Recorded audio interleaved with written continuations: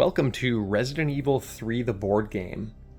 Had a little bit of a retail therapy moment and decided to pick up all of the expansions for this game and thought I would do a little unboxing because it's very exciting. A lot of cardboard and a lot of plastic across these different boxes.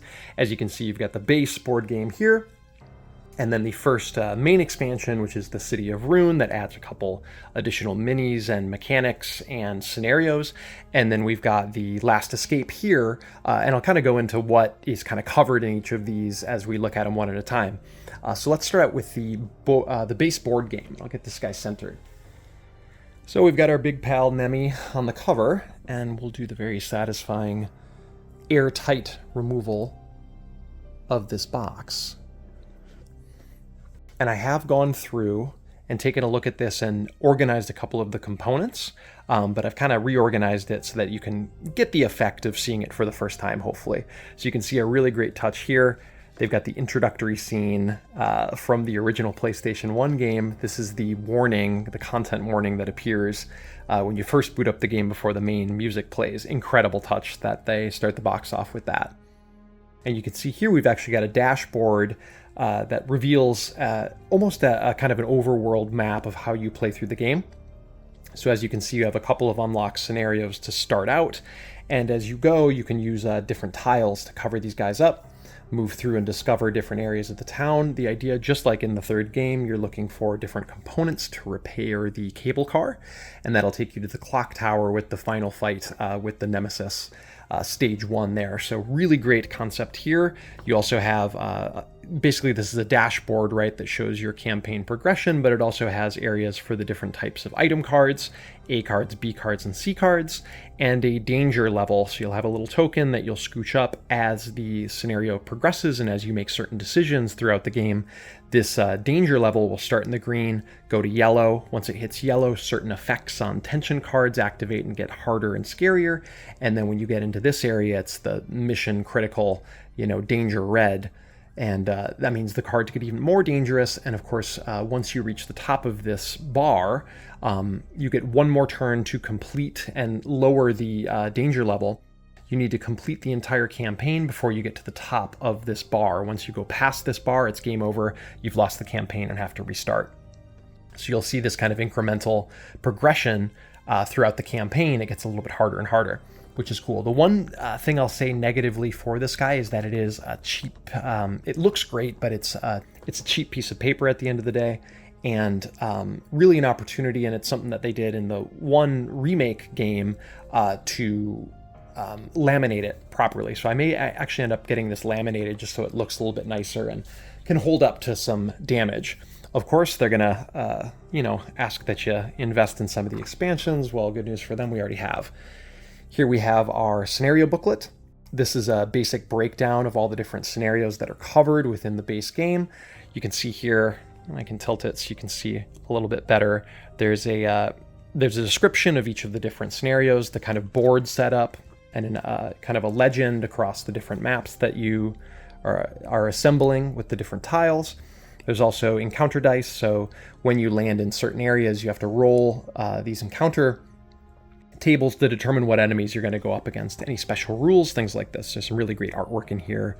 You can see that it gets scarier and scarier as the campaign goes. It's getting into the lighter, easier ones.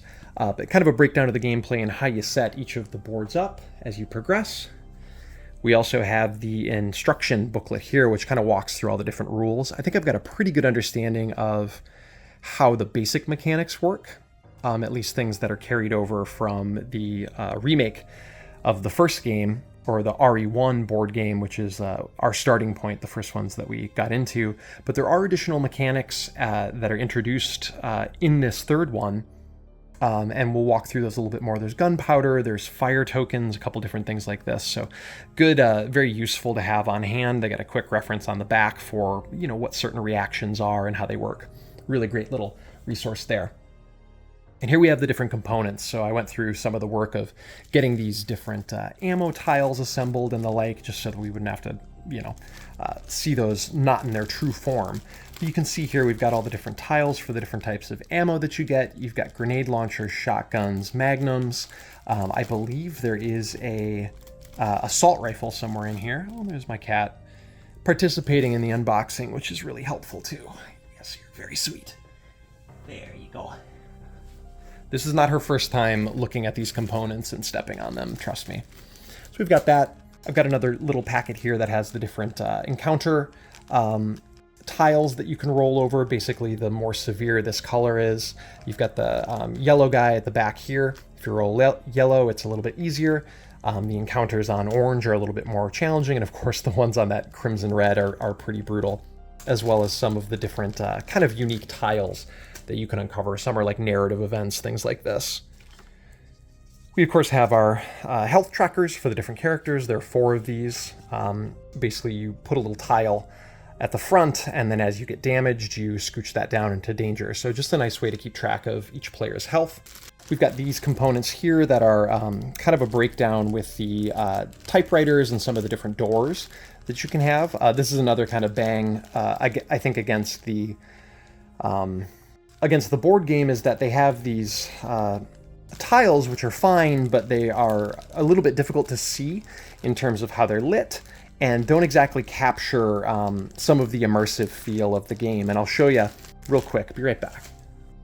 So for the RE1 remake, I actually picked up some 3D terrain, including these doors that can actually be opened and closed, and you can place these on the map tiles, and I can show you what that looks like in a second. But these are really cool, and they're to scale with the characters, and I think it's a really big improvement over these traditional bits of cardboard. It's a lot easier to see when doors are open versus closed.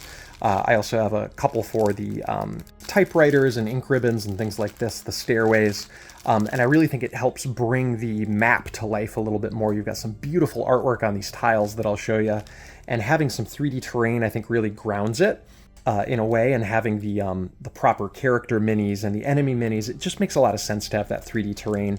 You can go on Etsy and get these for a really reasonable price. I got a pack on Etsy, and I can share the link with that if people are interested. But yeah, so we've got that. Let's take a look at some of the tiles here, and I think these are really cool as well. We can start with these. I've got them kind of piled up in a square here, but we'll take a look starting with this one. Looks like some Raccoon City streets here. Yeah, you can definitely see some fire and rubble of Raccoon City going on. This actually might be, I believe this is the RPD.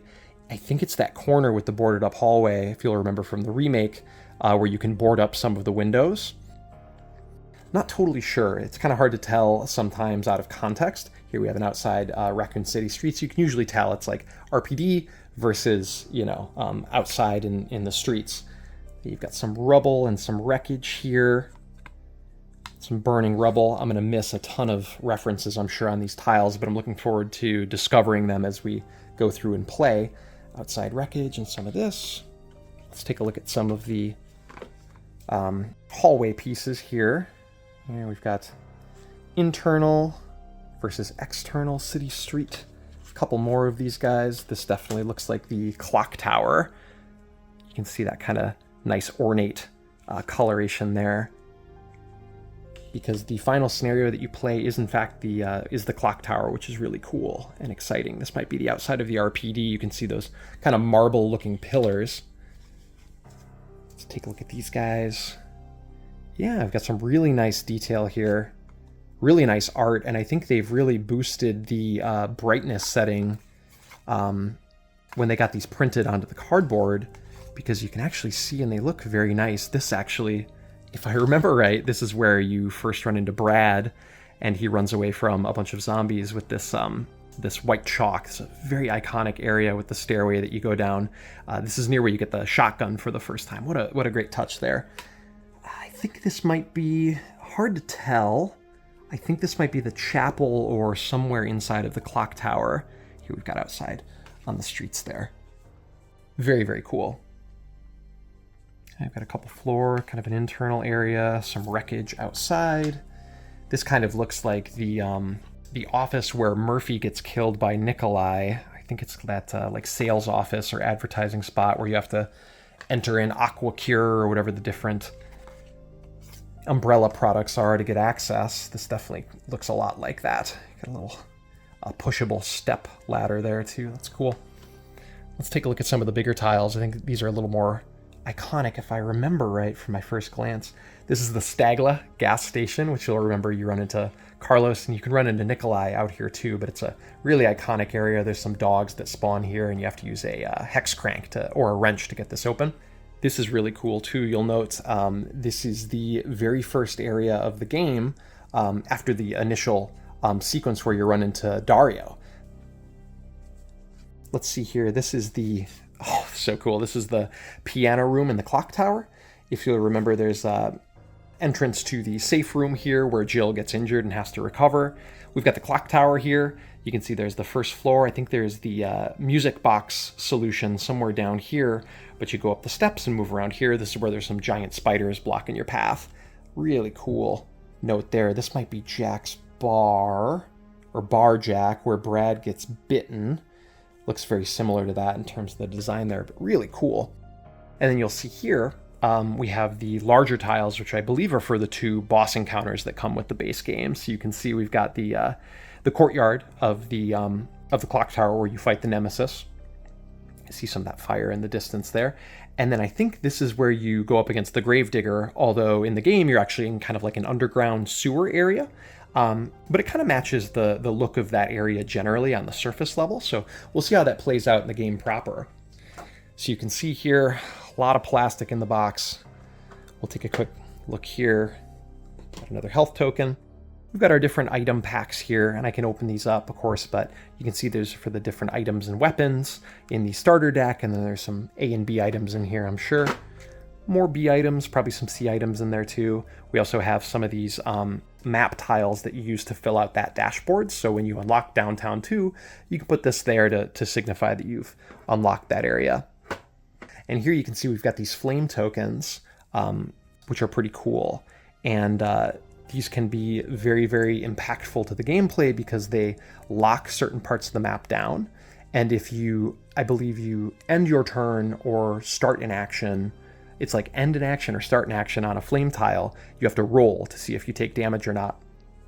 And you can actually use this mechanic to push zombies into the fire as well. So it's a really cool mechanic.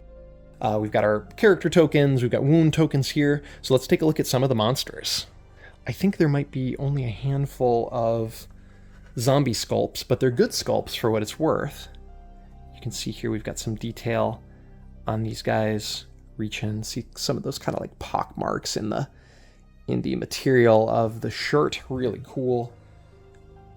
Here you've got this guy kind of falling apart here. Some of his limbs severed off. The collar is kind of popped there. And really not looking in very good shape, this guy, but really great attention to detail. I love the kind of leg busted out and dragging behind him. Then we've got a lady zombie here. Yeah, really good classic attention to detail. Looks great. Let's take a look at our heroes for the 4 different characters that we have. So we'll start out with Jill. Jill Valentine looks great. This is her classic outfit from RE3. They really captured the look of that perfect. Her hair looks great. We'll go in sequential order. Here we've got Carlos. He's got the long hair and the assault rifle. Looks awesome. You can see there's some detail. You can see the umbrella logo at the back of his jacket. Looks really, really sharp. Take a look at Nikolai next. This is obviously the most trustworthy and friendly character that you can play as. Real hero of the story. He's really got that ragged kind of survivor look. If you'd ever played Operation Mad Jackal with this guy, all you get is a knife and a handgun, and you basically look like that throughout the entire level when you're not limping and dead. And there you have Mikhail. Looks really cool. He's also got his M16. Too bad he doesn't have the rocket launcher. I think that's an alternate sculpt that you can get with that 4-pronged rocket launcher that he gets, but really good attention to detail there. He's got the beret, all the tactical gear. This guy's kind of like your stand and fight character, more of your tank. I love this pose on this burning dog here.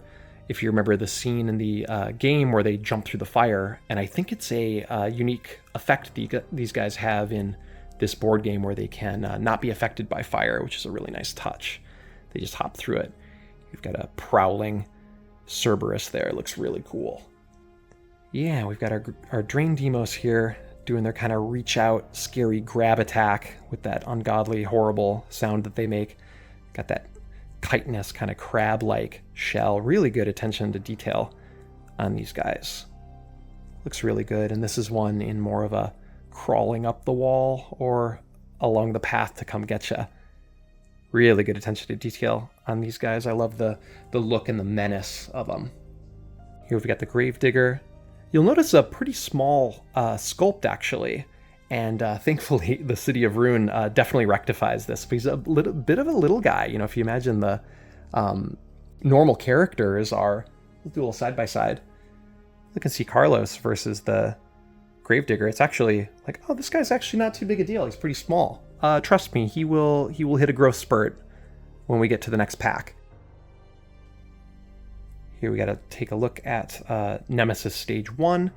They've done a really good job with sculpting the look of that like limiter jacket that he has. You know, you can see the tentacles kind of tracing out from the shoulders. You can see that classic rocket launcher that he's got. Really good looking sculpt, I think. The one thing that I don't agree with or don't like quite as much is they've got this kind of tumorous lump on him, and that's in the artwork for the game as well, but it's not the case in the original. It's got more of a scar tissue, and he doesn't have that big bulbous kind of tumorous looking thing. So not the hugest fan of that, but still a really great sculpt and a good design, generally speaking. Here we've got Nemesis Stage 2, where he kind of loses that limiter jacket, and because of that, the mutation starts to kind of burst out of control. So you can see he's evolving and growing all of the tentacles, which is really lovely. So yeah, that is that's the basics of the base box. Let's take a look at some of these expansions and see what they look like. All right, so next up is the City of Ruin. This is a expansion to the core game, including the hospital and the park and the dead factory. So all's well that ends well. This is one that I haven't had a chance to pop all the components out for yet, but you'll see here we've got the basic scenario setup, just like the base game. You can use these keys. There's also some explanations of the new mechanic for poison, which is going to be really fun, I'm sure, and huge bosses, which you'll get to see in just a moment here, because this expansion does add a couple really big bosses, which are exciting, as well as some other threats. So let's take a look at this guy first. Incredible map of the final encounter area of the game, where you take on the Nemesis Stage 3, and you have to push all those different battery packs to charge this big rail cannon to take out the Nemesis. So this is where you have that final boss encounter. Really cool. They've also got the dead tyrant in the corner from where the US military soldiers took on all the different tyrants. Incredible attention to detail there. I love that. We have these mine tokens for the mine thrower, which is a new item that's been added to the game, a new weapon with this expansion. There are also hunted tokens, which, if I understand correctly, once you accrue enough of these, a hunter comes after you, which is going to be really fun, obviously. Here you can see we've got some really cool tiles. These might pop out, so I apologize if they do, but you can see here we've got a little look at a hospital area. Just really gruesome, cool art there. You can see a toilet that has, like, I don't know if that's worms coming out or some sort of really nasty components there, but we've got a cool looking hallway. This might be for the dead factory, kind of these lit up lights here. Really cool, grimy looking areas of the hospital, it looks like, for the most part. Then if you flip it over here, it looks like we've got some Raccoon City Park. You can see those light posts lighting the area around this. This is where Jill goes through and has to encounter the Gravedigger. So that'll be really cool to check that out. I think some of those might be dead factory tiles too, because that should be encompassed in this. But let's look at the part that everyone actually cares about, which is the minis, because they're pretty freaking cool. I think all of these are the same, these little guys, but we'll start with these, I can't remember what they're called. They might be like sliders. I'm not sure, but they're basically little baby gravediggers. These little slider worms, and not a huge threat, but I think there's going to be a lot of them spawning at once. That guy's persistence. Let's grab him. Here we go. Hunter Gammas, really cool. You've got a, I think it's some combination of like a human embryo and a amphibian, like a frog, DNA injected into a T-virus infected embryo or something really horrible dark science like that, but pretty cool model. He's also got a bit of a dump truck on him, which is pretty funny. Let's take a look at the hunter betas here.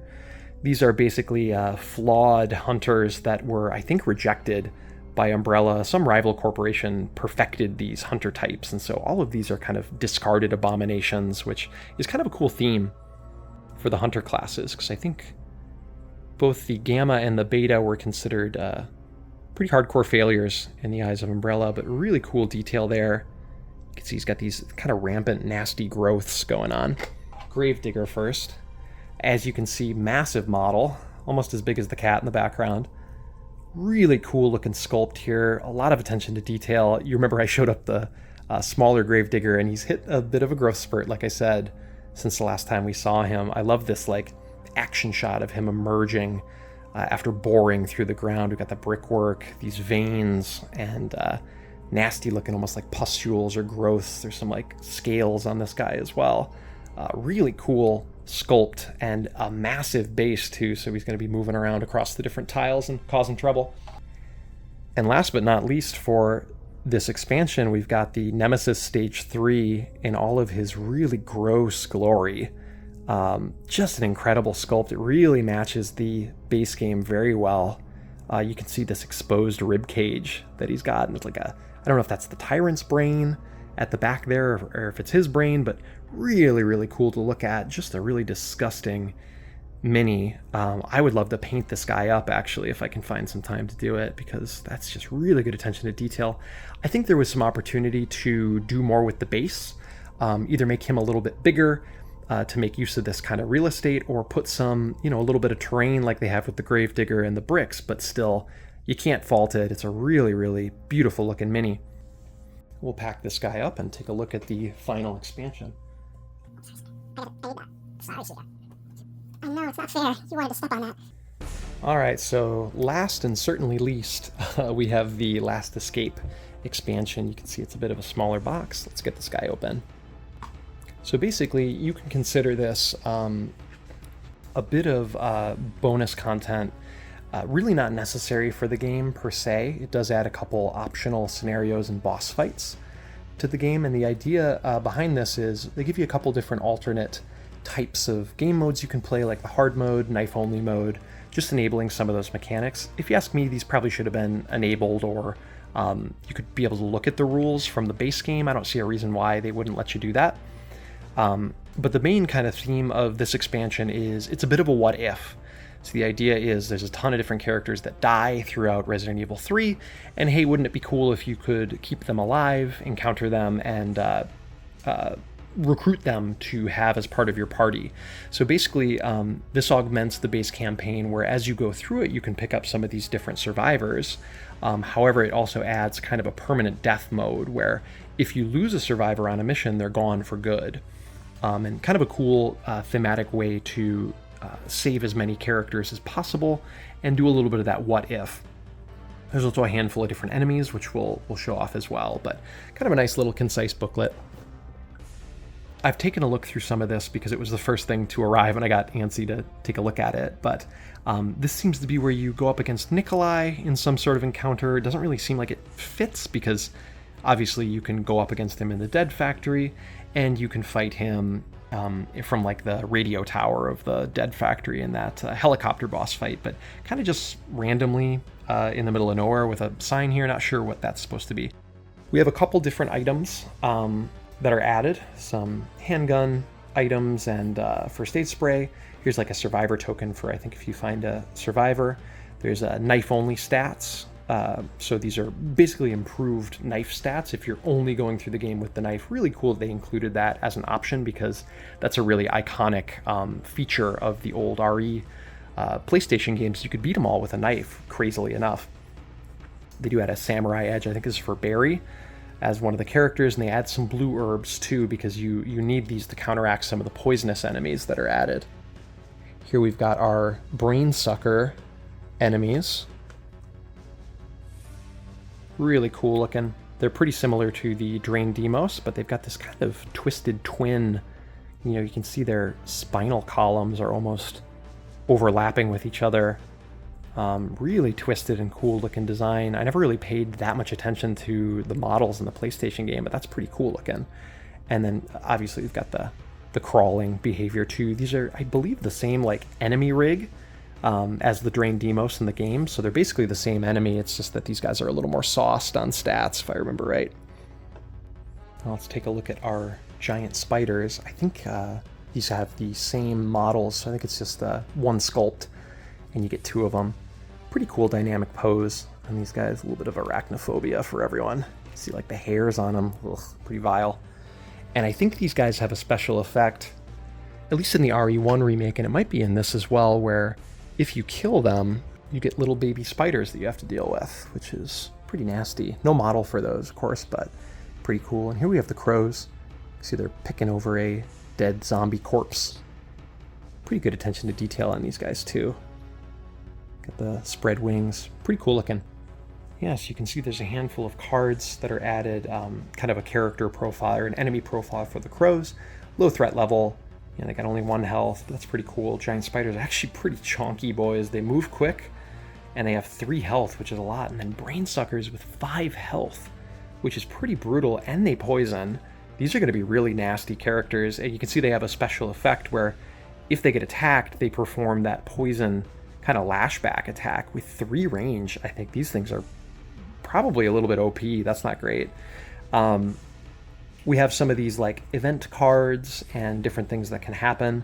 There's like ratings, so you can have like ending scenarios, or I should say, at the end of the game, you can tally up certain points or certain things that you did, and it'll give you a score that you'll read out at the end. Kind of cool to try to do the ranking system from the games, but I don't know, this feels a little bit clunky to me.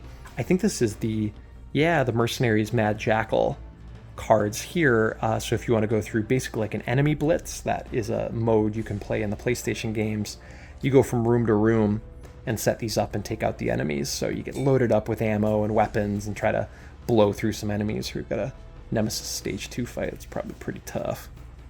A couple different events, it looks like, possibly from the different survivors. And this is cool too. We've got the different character cards. So I think this adds, I guess, how many is it? 7 new survivors that you can play as.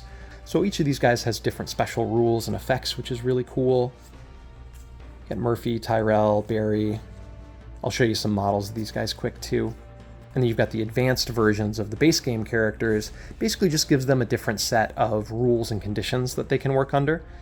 We've got these. I'll have to find a way to integrate this into the main box, because most of this stuff is just kind of integrated into the base game. Like I said, the crows and the spiders, you run into these guys in that first scenario, so might need to make a little more space or carve some space out for those. Here we've got, I think it's Murphy Seeker. Cool mini. Good attention to detail. Kind of a passive pose on this guy, but he doesn't really do much in the game per se, so that's not surprising. Here we've got Barry. Looks pretty awesome, actually. I love the dad drip that he's got going. This kind of slicked back hair. He's got his samurai edge. Oh, we've got the cat sleeping like a dream.